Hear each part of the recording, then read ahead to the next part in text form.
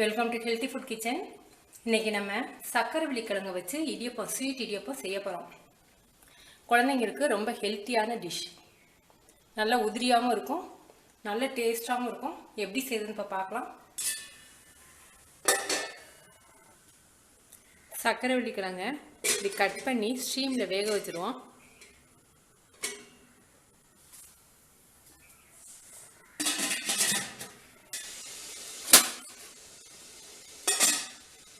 கிழங்கு வச்சு 7 நிமிஷம் ஆயிடுச்சு. இப்படி கருதால குத்தி பார்த்தீங்கன்னா நல்லா சாஃப்டாக இறங்குச்சுன்னா கிழங்கு வெந்துருச்சு. கொஞ்சம் குண்டு கிழங்கா இருந்துச்சுன்னா 10 நிமிஷம் ஆகும். இப்போ அடுப்பு அமர்த்திடுவோம், இதை எடுத்துருவோம். இப்போ மாவு பிசைகிறதுக்கு ஒரு கப் தண்ணி எடுத்து நல்லா சுட வச்சுருவோம். நல்லா தண்ணி மழை கொதிக்கணும்.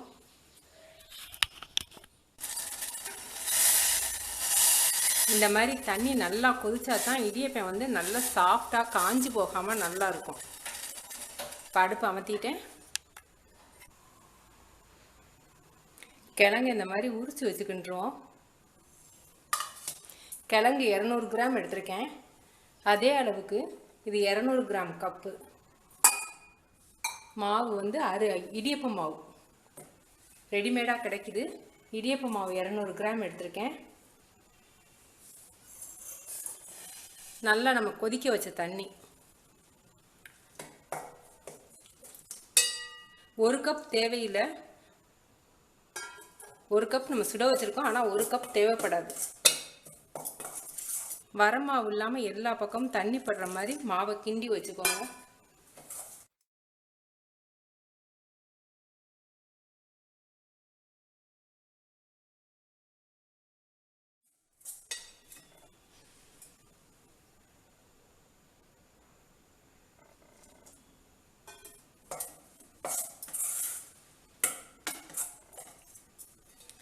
இந்த மாவோட இந்த கிழங்கை நல்லா மசிச்சு நம்ம பிசைய போகிறோம். 1 கப் தண்ணி எடுத்தோம் இல்லையா, 3/4 கப் தண்ணி தான் யூஸ் பண்ணியிருக்கேன்.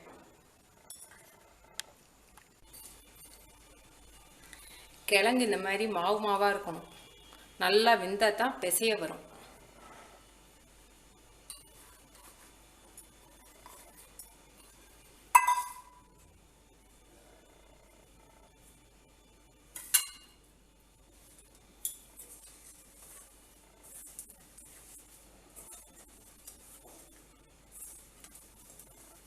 மாவும் கிழங்கும் நல்லா ஒன்று சேர்ற மாதிரி பிசைஞ்சுக்கோங்க.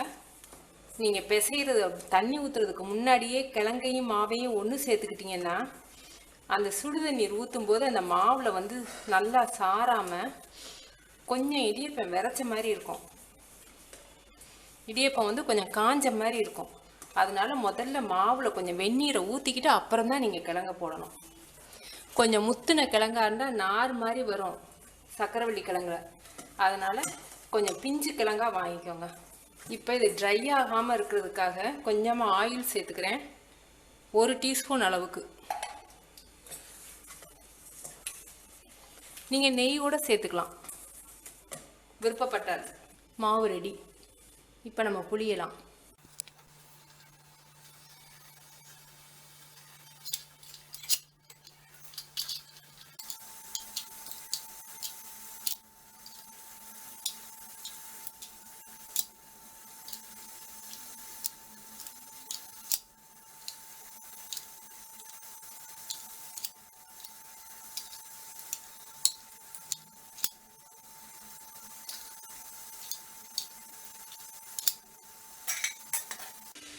அஞ்சு நிமிஷத்தில் வெந்துடும்.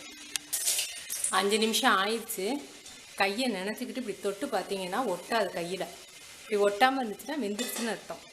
இப்போ அடுப்பு அமர்த்திடுறேன்.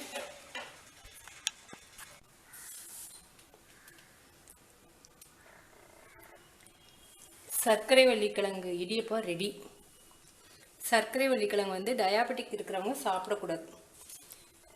மற்றவங்க எல்லோரும் நல்லா எடுத்துக்கலாம். அதில் விட்டமின் ஏ அதிகம் இருக்குது. 2வது, இதில் இரும்பு சத்து, கால்சியம், மெக்னீசியம், பொட்டாசியம் ஆகிய தாது உப்புகளும் நிறைய இருக்குது. நோய் எதிர்ப்பு சக்திக்கு நல்ல உணவு இது. ஹேர் லாஸ் இருக்கிறவங்க அதிகமாக சக்கரவள்ளி கிழங்கு எடுத்துக்கினா ஹேர் லாஸ் குறையும். பீட்டா கரோட்டின் வந்து மற்ற கிழங்குல இருக்கிறத விட சர்க்கரை வள்ளி கிழங்குல தான் அதிகமாக இருக்குது. இது எப்படி ஸ்வீட் போடுறதுன்னு நான் உங்களுக்கு காமிக்கிறேன். இப்போ தண்ணி பாலாக 1 கப் பால் எடுத்திருக்கேன். அந்த பாலில் நம்ம இந்த இடியப்பனை போட்டு உதிர்த்து எடுத்துக்கிட்டுருவோம். உதிரியாக இருந்தால் தான் நல்லாயிருக்கும்.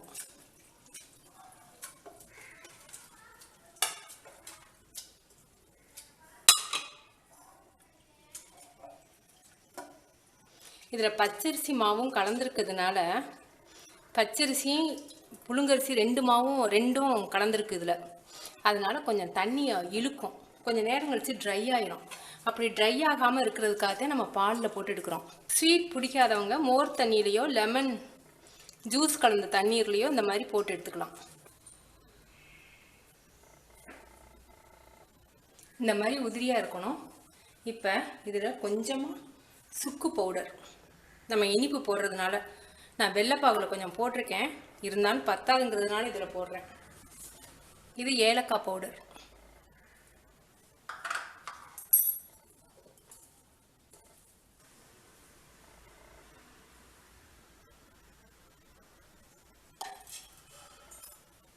தேங்காய் பூ கொஞ்சம்.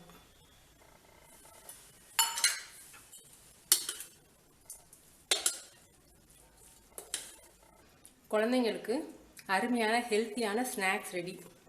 பிரேக்ஃபாஸ்ட்டாகவும் நீங்கள் கொடுக்கலாம். ரொம்ப பிடிக்கும். நீங்கள் செஞ்சு பார்த்துட்டு உங்கள் கமெண்ட்ஸ் எனக்கு சொல்லுங்கள். தேங்க்யூ.